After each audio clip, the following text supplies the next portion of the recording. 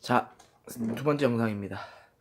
지난 시간에 우리가 불법행위가 무엇인지, 또 불법행위로 상대방에게 손해를 끼쳤을 경우엔 그에 대한 배상을 해야 된다라는 내용을 142쪽에 걸쳐서 배웠다면, 오늘은 어떻게 해야 그 손해배상을 받을 수 있도록 요청하고 또 이 민사 분쟁을 효율적으로 해결하는 방법이 무엇인지에 대해서 배워보도록 하겠습니다. 143쪽 권리구제 방법입니다. 먼저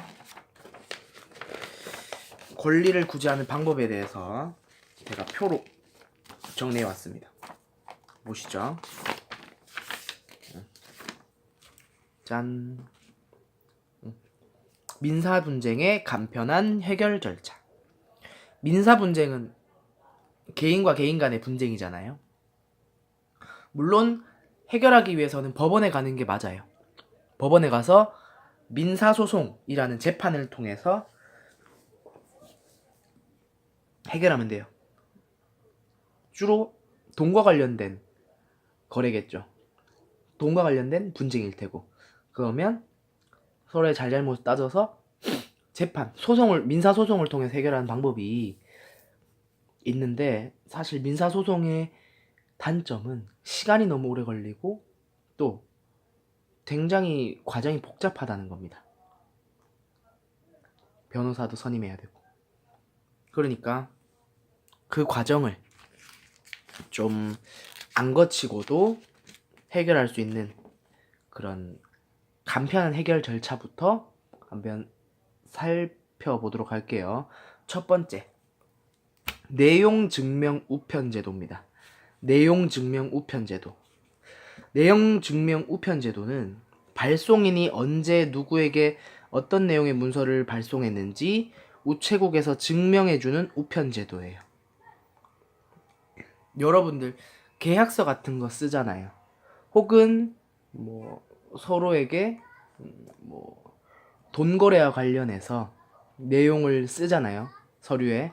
그러면 그 문서를 서로 주고받았다는 기록이 있어야 증거로 채택되기 좋겠죠. 나는 이 계약서를 받은 적이 없다라고 만약에 상대방에서 얘기하면은 골치 아파지잖아요. 나는 계약서를 줬는데. 그래서 이 사람들이 서로 개인과 개인 간에 서로 거래가 있었고 계약서가 주고갔다라는 정황을 증명해 줄 수 있는 제도입니다. 그래서 우체국에 가서 저 내용 증명 우편 보낼 건데요 라고 얘기하면은 우체국에서 알아서 처리를 해주는 거예요. 어떻게 처리하냐, 그 문서를 세부를 복사해가지고 하나는 그 내용 증명 우편을 보내는 발송인이 가지고, 하나는 그 내용 증명 우편을 받을 상대방에게 보내고, 하나는 우체국이 가지고 있는 겁니다. 그래서 우체국이 이 사람들 서로 이런 문서를 주고받았어요 라는 걸 증명해주는 제도인데, 여기서 포인트는 괄호 보세요. 문서 내용을 증명해주는 게 아니야. 이 문서 내용, 계약서 안의 내용이 법적으로 타당하다, 이거를 우체국에서 증명해주는 게 아니라 이 문서를 서로 주고받았다, 발송 여부만, 발송 자체에 대해서만 우편으로서 우체국이 증명해주는 제도입니다. 이렇게 되면 서로 계약서를 주고받았고 쌍방 간의 계약에 대해서 인지하고 있는 상태였구나 라는 걸 법적으로 파악하는 데 아주 도움이 되는 제도죠. 그 다음 두 번째, 민사조정제도입니다. 민사. 말에도 딱 있어요. 조정. 그러니까 법적 분쟁까지는 안 가고 이렇게 조정해보자. 뭐냐면 조정위원회에서 타협안을 제시해서 조정하도록 하는 제도예요. 조정위원회가 뭐냐? 조정위원회는 이 민사법원 판사 한 명과 이 판사가 인정한 학식이 높은 2명을 선정해서 3명이서 구성되는 위원회인데, 이 조정위원회에 가져가는 거야. 문제를, 개인과 개인의 문제를 조정위원회에 가져가서 이거 좀 우리 해결해 주세요 라고 하면, 조정위원회가 그 사건을 딱 보고 아 이거는 이렇게 하는 게 어떨까요 라고 타협안을 제시하고, 그 타협안이 마음에 들면 둘이 개인과 개인 간 그 문제가 그럼 우리 그렇게 할게요 하고 해결되는 거예요. 이 제도의 장점은 당사자들이 감정을 상하게 하지 않고 신속하게 분쟁을 해결하도록 도와준다는 거야. 민사소송 재판 같은 경우는 법원에 왔다 갔다 해야 되고, 변호사 선임해야 되고, 시간 들고, 뭐 문서 작성해야 되고, 뭐 증거 찾아야 되고 오래 걸리는데, 그렇게 할 필요가 없다는 거지. 또한 비용도 저렴합니다. 민사소송보다 5분의 1 정도의 가격이고, 서로 만약에 조정위원회에서 내린 타협안이 마음에 들었어. 오케이 그렇게 하겠습니다. 오케이 콜 해서 2명 다 합의를 하면 따라야 되거든요, 그 타협안에 대해서. 그래서 조정이 성립될 경우에는 이 타협안 자체가 법원에서 내리는 확정 판결과 같은 효력이므로, 왜냐하면 조정위원회에 판사가 한 명 있잖아요. 그래서 확정 판결과 같은 효력이므로 이걸 따르지 않을 경우에는 강제 집행이 가능합니다. 또 조정이 성립되지 않을 경우, 서로 타협안을 보니까 타협안이 마음에 안 들어. 그래서 한 명이 됐든 양쪽 다가 됐든 타협안을 받아들이지 않겠어. 이렇게 얘기하면 조정이 성립이 안 된 거죠. 조정 실패죠. 그러면 나중에 민사소송으로 전환이 가능하다. 야, 우리 조정위원회에서 조정해봤는데 안 돼. 야, 우리 그냥 민사소송하자. 바꿀 수 있다는 겁니다. 다음 3번째, 소액사건 심판입니다. 소액사건 심판은 말 그대로 소액 금액의 수가 적을 경우에는 이 소액사건 심판을 이용해서 민사 분쟁을 해결하는데, 정식 재판은 시간과 비용이 많이 드는 문제가 있어서 금액이 적은 사건의 경우 재판에 실익이 없어 재판을 포기하는 경우가 발생한다. 예를 들어서 내가 500만 원을 빌려주고 못 받았어. 그러면 500만 원에 대해서 달라고 했는데 못 주겠대. 이러면 재판을 가야 되죠. 근데 재판 비용이랑 재판 준비하는 시간이랑 막 다 따져보니까 드는 돈이 1000만 원이야. 1000만 원 들여서 500만 원 받을 바엔 500만 원 포기하는 게 낫죠. 그래서 안 하다가 이런 사람들이 많아지니까 이제 소액사건 심판이라는 간단한 재판 절차를 만들어 둔 거예요. 이러한 경우를 막기 위해 3천만 원 이하의 작은 액수를 빌려준 경우 소액사건 심판을 청구할 수 있어요. 소액의 기준은 3천만 원이라는 점. 3천만 원. 그 다음 소액 재판의 소송 비용은 청구 금액의 0.5%. 엄청 싸죠. 봐봐. 청구 금액의 0.5%라는 건 내가 500만 원을 받아야 돼. 500만 원을 받아야 돼. 근데 아까 1000만 원 들었잖아. 예를 들어서. 근데 이 재판은 청구를 500만 원 하는 거죠. 500만 원 받아야 되니까. 근데 0.5%만 소송 비용으로 내는 거야. 얼마예요? 500만 원 10%, 500만 원에 1%는 5만 원이고 0.5%는 25,000원이죠. 25,000원이 소송 비용이 되는 거예요. 소액 심판은 한 번의 재판으로 끝나며 구술로도 신청 가능함. 소액 심판은 재판이 딱 한 번으로 끝나요. 그렇기 때문에 불참하면 상당히 불리해집니다. 또한 소액사건 심판을 요청할 때는 저 소액사건 심판을 하고 싶어요라는 구술로도 심판 신청이 가능하다는 점. 그래서 간편한 해결 절차를 봤고요. 교과서의 143쪽에 내용증명 우편과 민사조정제도, 소액사건 심판에 대해서 나와 있습니다. 다음 144쪽 민사소송입니다. 자, 민사소송에 대해서 이제 배워볼 거예요. 이 간편한 절차들이 있음에도 불구하고 해결이 안 됐어. 혹은 금액이 커. 이럴 경우에는 법원에 찾아가야겠죠. 재판을 받아야 되는데 그 절차를 알아봅시다. 첫 번째, 재산을 미리 확보하는 방법. 그러니까 이런 게 있지. 예를 들어서 내가 돈을 빌려주고 받아야 되는데 상대방이 돈을 안 갚으려고 나한테 돈을 안 갚으려고 자기 재산을 막 빼돌리는 거야.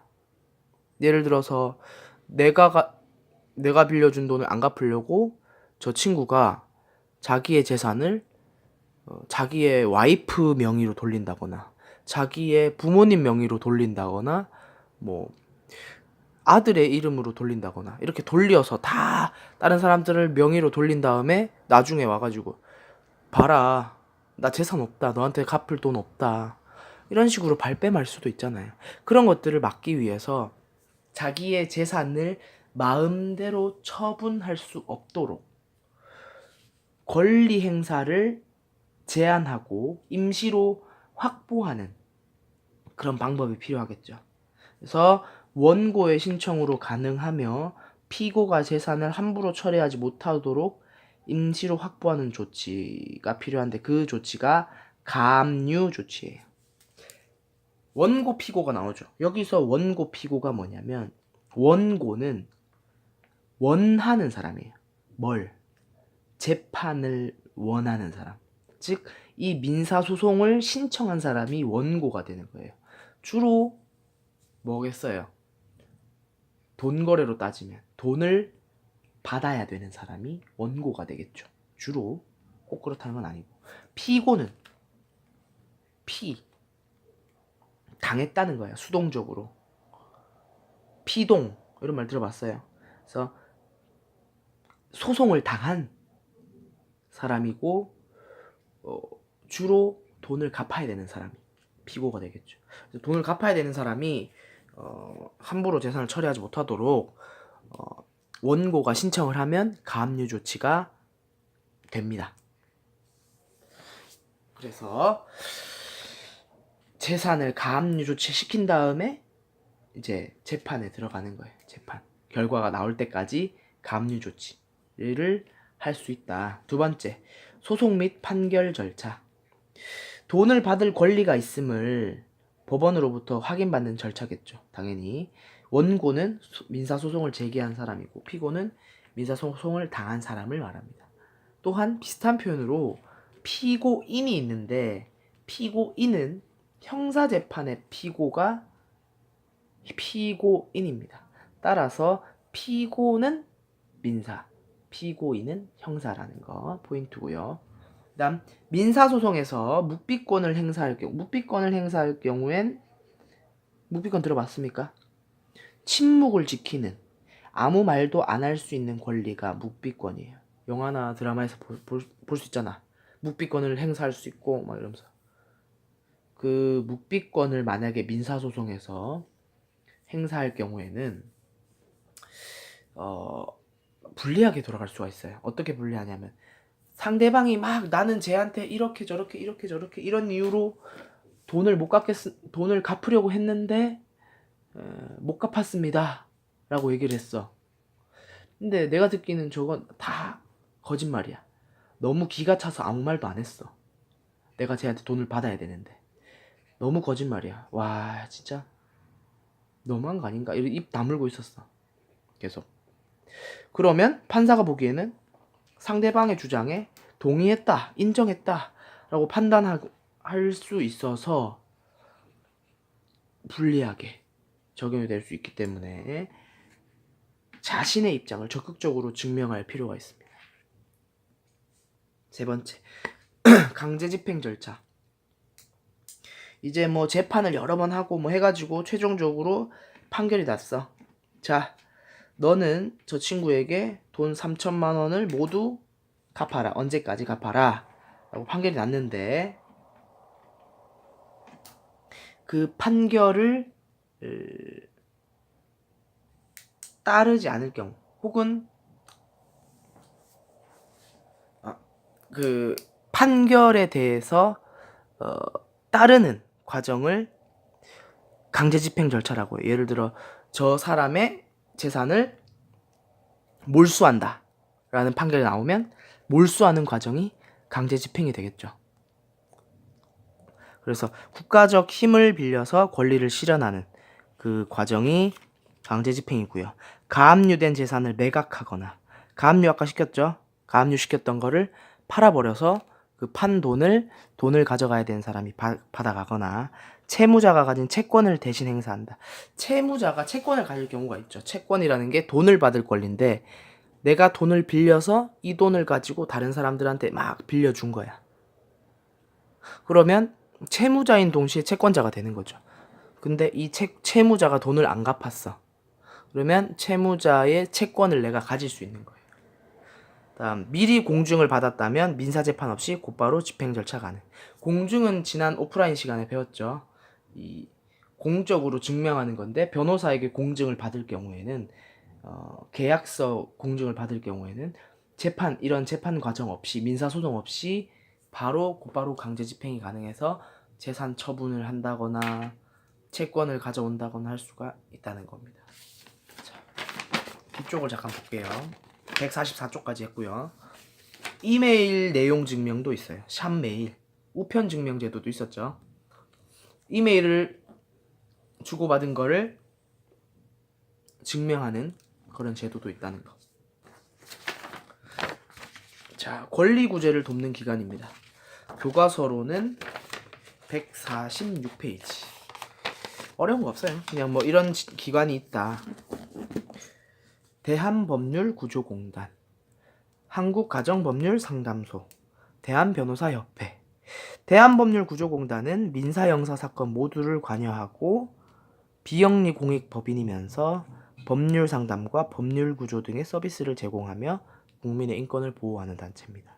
그래서 창설해서 전국 지방검찰청과 지청 소재지마다 출장소와 지부를 두고 있다. 한국가정법률상담소.